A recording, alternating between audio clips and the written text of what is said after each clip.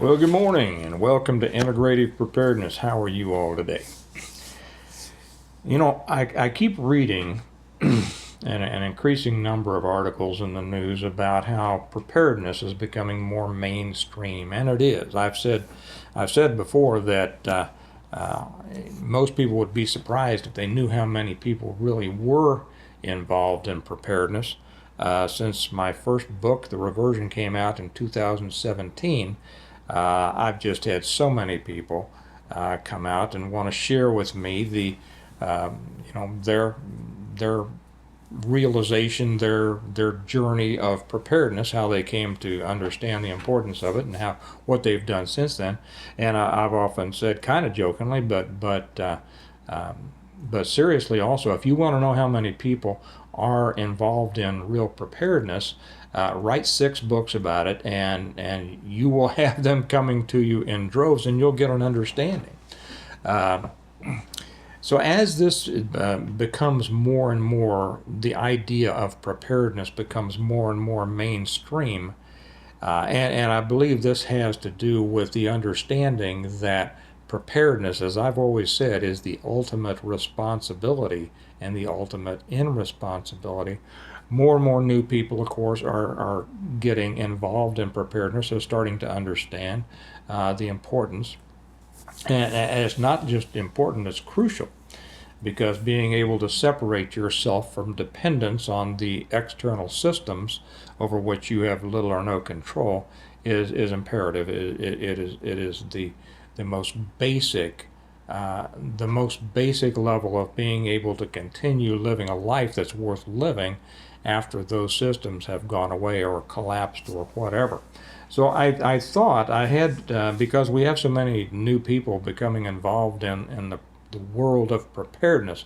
I used to call it the preparedness community. I no longer look at it as a preparedness community, because that kind of implies that it's a small number of kind of self-contained group of people, and I think it's far beyond that. You know, the preparedness community, as it were, kind of evolved out of the old survivalist movement, and then as things came along that made people understand the importance of being self-sufficient, Y2K, 9/11, 2008 collapse, the things that happened in 2000 and then on, the lockdowns, the destruction of businesses and jobs and shortages and things like that. Each time one of these happened, it brought a new, I won't call it a group, but a new number of people, because these people weren't from specific groups. They were just all individual people who came to understand the importance of not relying on those external systems. And so now I don't look at preparedness as being a community. I look at it as being an ever-expanding number of people worldwide who have come to understand that you can't rely on those systems that people have grown to rely on. I've had some people ask me if I would consider writing a preparedness book. There are a number of books out there. There are a lot of books out there, and some of them pretty bad and some of them pretty good. And I've considered it, but I haven't committed to it yet. I'm still working on the number 7 book of the Stonemont series. I have 2 other books in the pipeline. So if I decided to do that, it would probably be, at least 3rd down the line. But I did think that I would just jot down a few steps for those just now getting into preparedness. Excuse me just a second, got a frog in my throat. It's fairly early in the morning and it's allergy season, so I get that throat stuff. Have you prepared? Have you stocked up on your allergy medicine? But anyway, I jotted down a few things, 5 steps to preparedness. And I hope this should serve those who are just now getting into preparedness. It's going to save you a lot of time and money and confusion and such as that. that many people in the past have gone through and suffered through because they didn't keep these 5 things in mind. There's a lot of people went out, it's easy to go out and buy a bunch of stuff.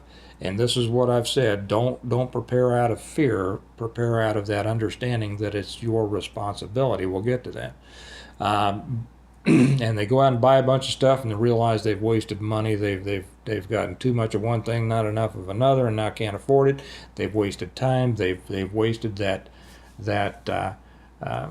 psychological, emotional, and mental energy, and lived under stress rather than going about it in a prepared fashion, in a rational, emotionally stable fashion. So that's what I want to share with you today. And those people who have been in preparedness for a long time will understand these things completely. Even those who have been preparedness for a while. Very often when I talk to them about things, and they'll say, okay, I hadn't thought about that.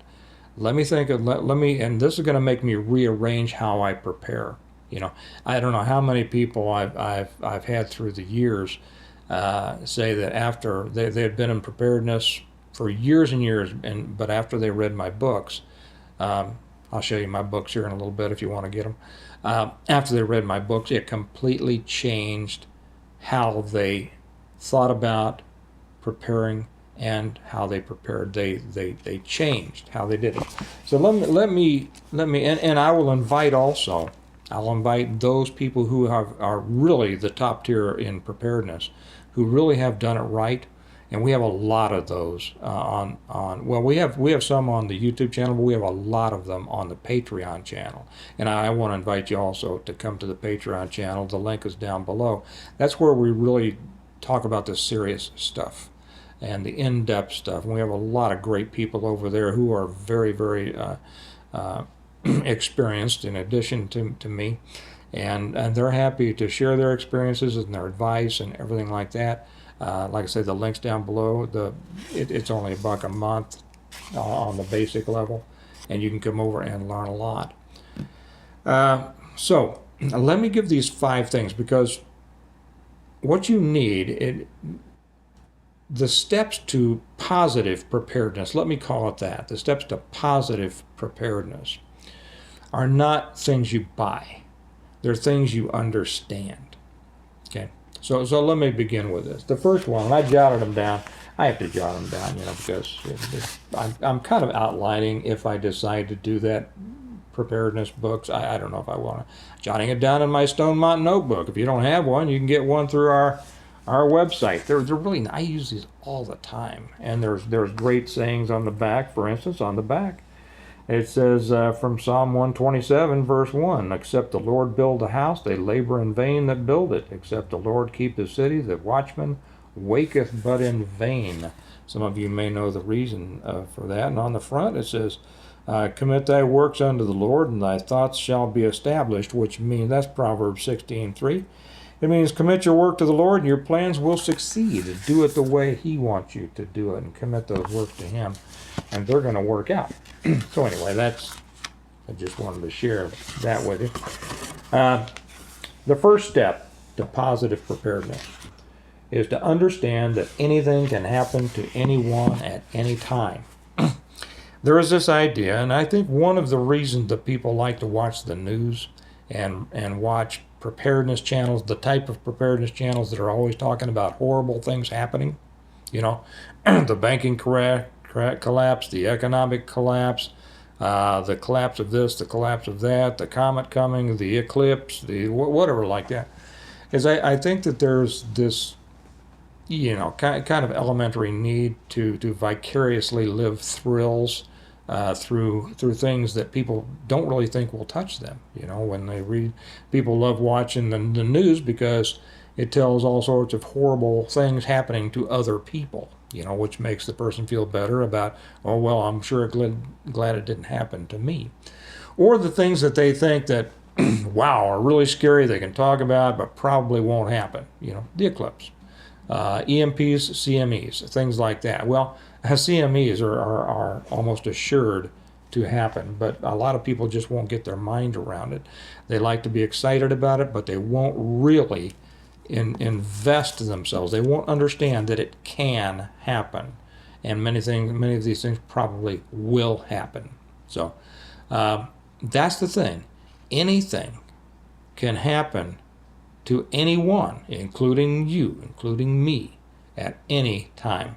You know, you don't see it. Emergencies happen. They're called emergencies because they come pretty much out of the blue. You don't see them happen, and all of a sudden, you are faced with a situation that could be, very, very dire, very dire. So understand that. That's the first thing to realize. And until you get your head around that in a responsible way, not a fearful way, your preparedness is not going to work as well as it should. Okay, number 2 is understand that it's your responsibility to prepare for yourself and those who depend on you. Now, I think that most people, when they hear this, would say, well, yeah, I understand that. I understand. Well, do you really? A lot of people, and I can tell by the way they prepare or don't prepare, that they don't really have a handle on this. They don't realize, they don't accept that it's their responsibility. Nobody else's. It's not their neighbors, it's not the government, it's not whoever. It's their responsibility. And like I say, I can see that in the way that a lot of people don't prepare. They'll prepare all of one thing, but very little of something else. A lot of guns, not much food. A lot of food, not much, not much in the way of being able to defend themselves, or in medicine, or in group, or in people, or in shelter. And you can pretty much see a person who has not really grasped this idea of personal responsibility by what they do and do not prep. And the reason is because they have a tendency to prepare those items that they either find most interesting or about which they are most afraid.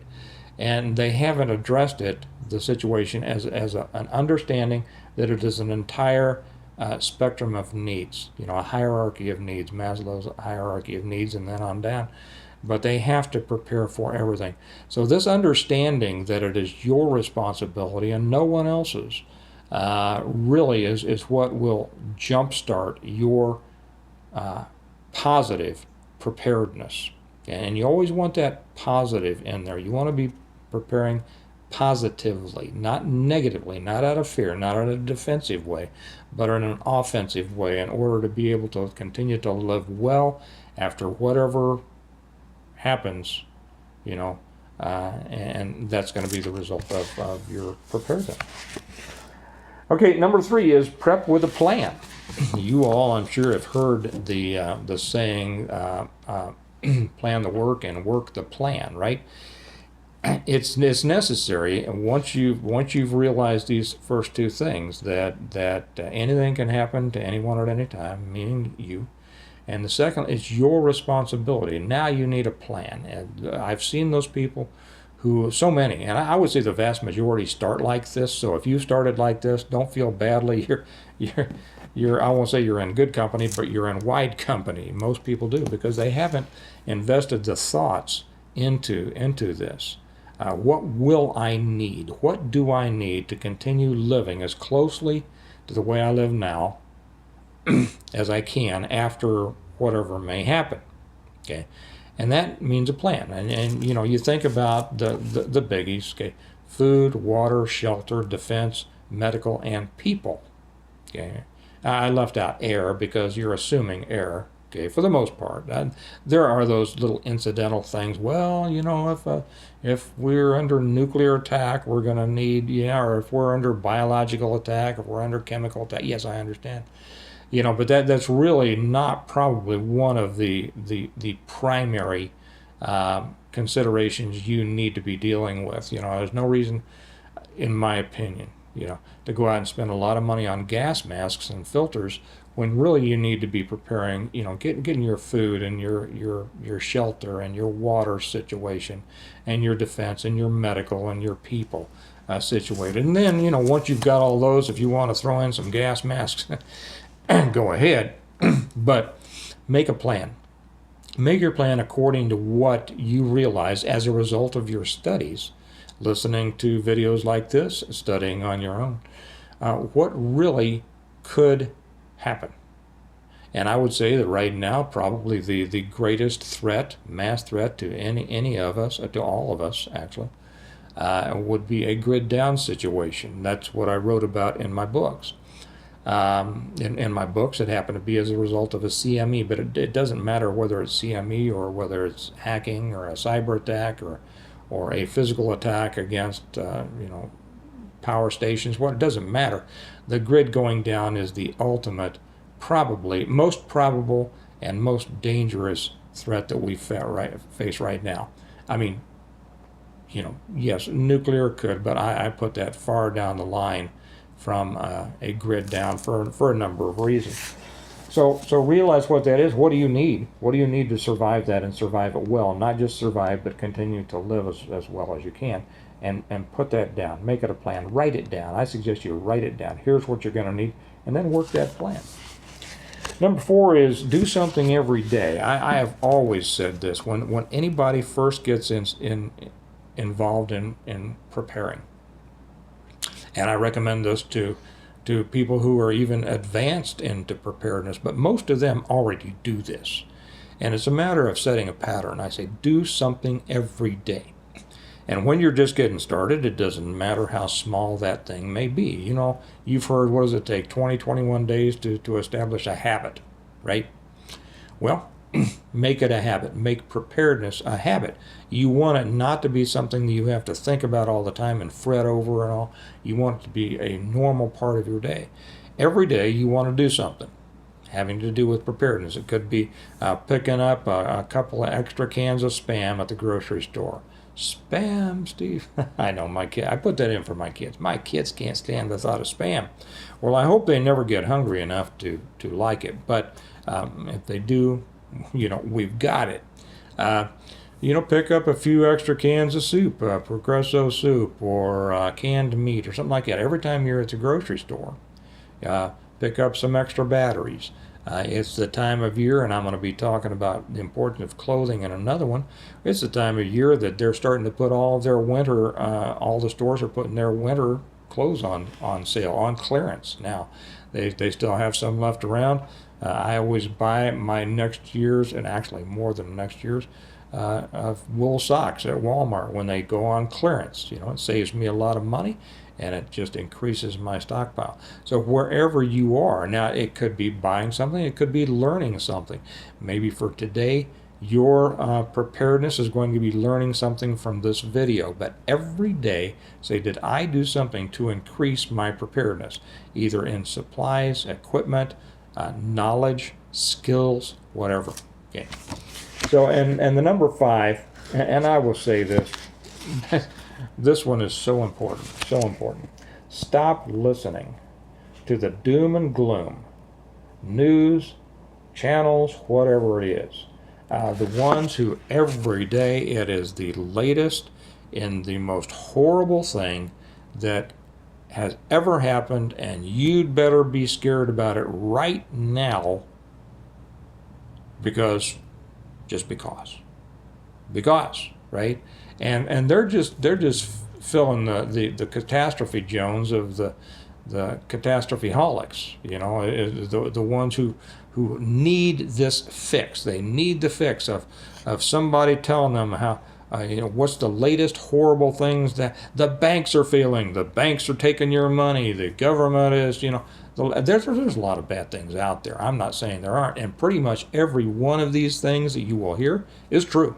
Okay, is true. Well, then why am I telling you not to get consumed with this? Because you become consumed with this, it's going to give you a spirit of negativity. And that's not what you want. You want a spirit and a mentality of positivity. You want to be doing this positively in order to ensure the quality of your life ongoing, okay? But this, as I wrote down here, these doom and glooms, they'll give you a feeling of fear and hopelessness instead of a positive responsibility and hope. Now, you will also hear in the preparedness world, many people say hope is not a plan. Well, no, hope is not a plan. But hope is what keeps people going. I mean, yeah, there's plenty of people who have lived without hope. Maybe, for a while.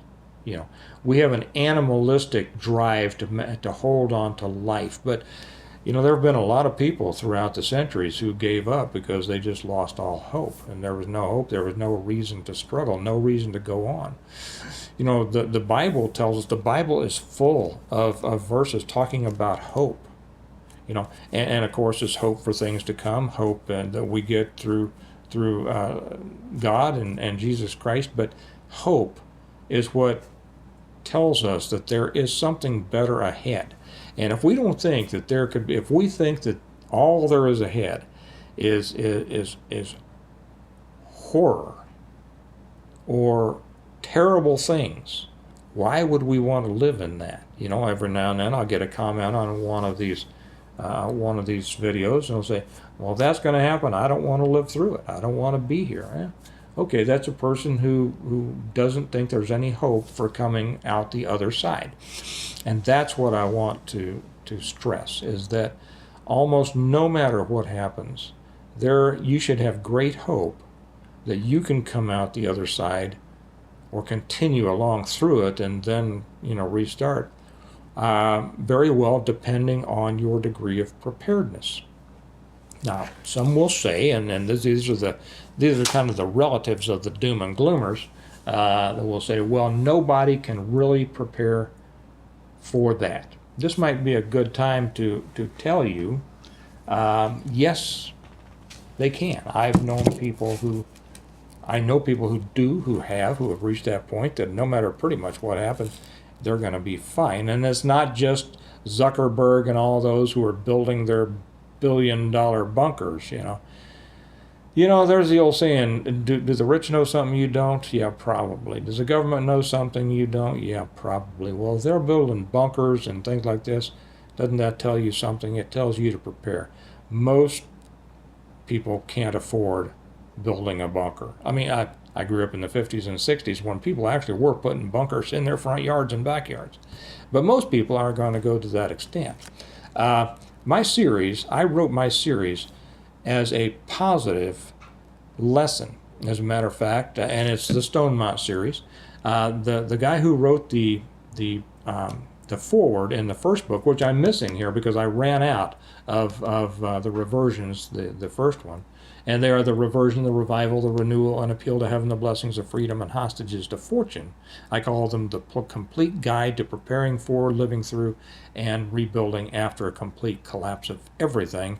And they say they're going to have my shipment of reversions to me this week or first of next week. But anyway, John Middleton, the one who wrote the foreword for the first one, the reversion, said this is an extremely, did you call it unbelievably or an extremely? One of those two. This is an I'll say extremely positive outlook on an extremely negative experience. The whole world collapses. That doesn't mean you have to. It means that most people will, like the EMP Commission said, that after the grid goes down, they projected a 90% die-off in the affected area within the first 12 months. I imagine that's pretty close to it. But what I wrote about in these books is an explanation of why it doesn't happen to people who are prepared. And the story, it's 6 novels and series. It's a story of a family who was prepared, and as a result of their preparedness, positive, total preparedness, they were not only able to continue living a high-quality life after the collapse of everything, but they were able to help other people.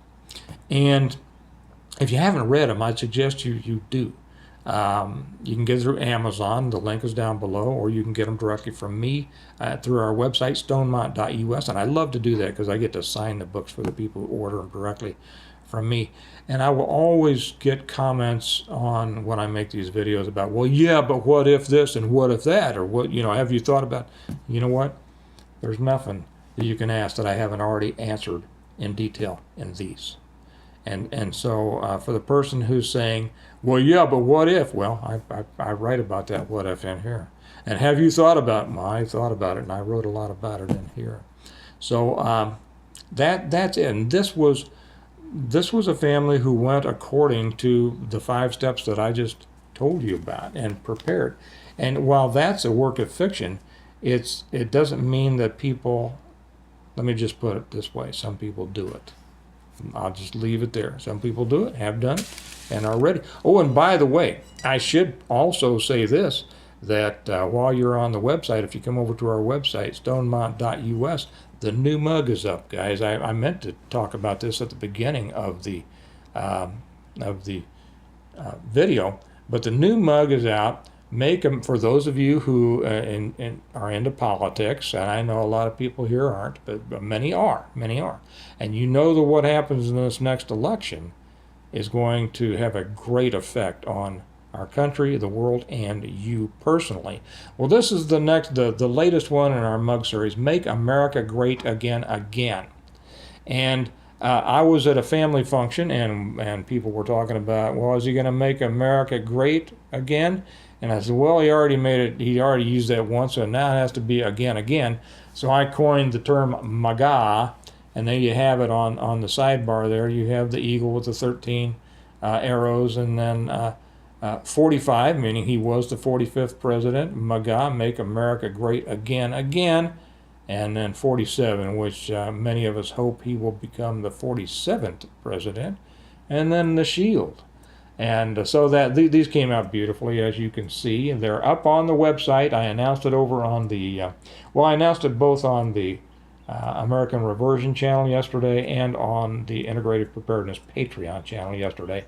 They weren't up on the website ready to be ordered yet, but they are now. And this just came out beautifully. Just beautifully. I love it. It's my designated mug for this week. So those are also available on the website. Join us over there, and also join us on Patreon, which I mentioned earlier. If you really are interested in preparedness and you're not with us on Patreon, I would highly suggest you join us over there. You're going to learn so much more over there than on the YouTube channel and from most else. Times are boy, they are getting dicey, and you know it. And if whatever stage you are at in preparedness, it's time to beef it up a little bit. So take these things that I read to you today, realize, check those things off, and say, am I doing this? Am I doing this? Am I thinking this? Am I thinking that? And because it all starts up here. If you don't have this engaged, all your physical efforts, or I won't say they'll all be wasted, but they're not going to be as good as they could be. They're not going to work together. And that's the whole premise of integrative preparedness, and that is that everything is integrated with everything else. That we're able to not only survive, but to live well after a collapse of all of those external, interrelated systems over which we have no control. And we just go about our lives and our existence relying on our good sense and the good Lord. Okay, so you all have a good day. Implement these 5 if you haven't. Think about them. Remember that we prepare well today in order to live well tomorrow, and we want to do it in a positive way, not a fearful, negative way. You all have a great day, and I'll talk to you later. Bye-bye.